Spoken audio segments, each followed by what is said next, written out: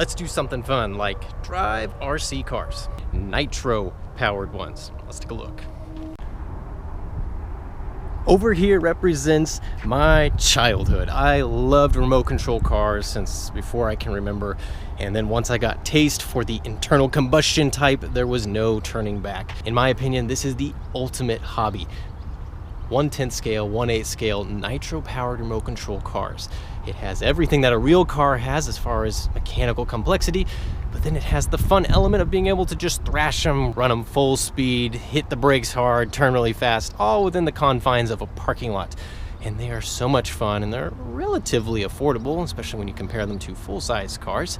And it was around the turn of the millennium when there was parking lots all across the United States just full of these things racing around cone outline tracks, and unfortunately that's kind of died away. I really wish it would come back, and who knows, maybe we can bring it back. But what we have right here is a 1/10 scale Nitro touring car. This is a team associated Nitro TC3. It's all-wheel drive, has a metal disc brake, has a .12 Nitro powered engine with a pull start. Over here we have the Kyosho Inferno MP 7.5. This is a very popular 1/8 scale Nitro buggy back around 2001.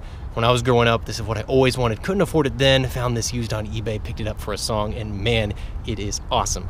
4-wheel drive, 3 differentials, 1 in the middle, 4 disc brakes. This thing screams. And then over here we have a Kyosho Ultima ST GP Type R. So that means it's the Nitro powered Pro edition. And this thing is not necessarily super fast on pavement, but you get it on a dirt track and it is a wonderful vehicle to drive. This is powered by a .15 Nitro engine with a pull start on it, and it's got a single disc brake. It's 2-wheel drive, rear-wheel drive only. And then this one I forgot to mention is not pull start. Pretty much when you get into the professional level RCs, they are what is called bump start, meaning you have to get one of these boxes over here that spins the flywheel and turns it on. Otherwise, you have to use a pull start, kind of like a lawnmower, to get the thing going, which is what these two have going on. So let's get these going and see how they are.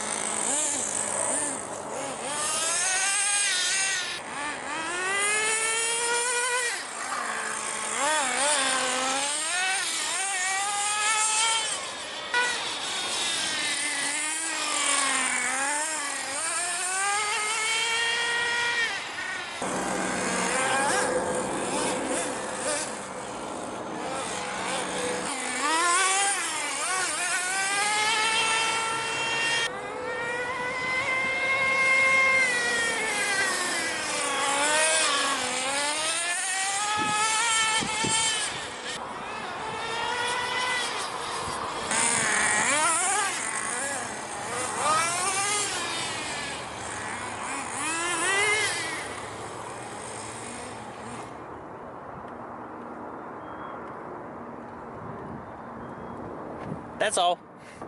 Nitro RCs are so much fun, and it's unfortunate they've sort of started going the way of the dinosaur. Perhaps it can be reversed if enough people get interested. But as long as they keep making fuel, I'll always keep buying it and running these things because they're so much fun. Way more fun than electric, in my opinion. So, as always, thanks so much for watching, and we'll see you guys again next time.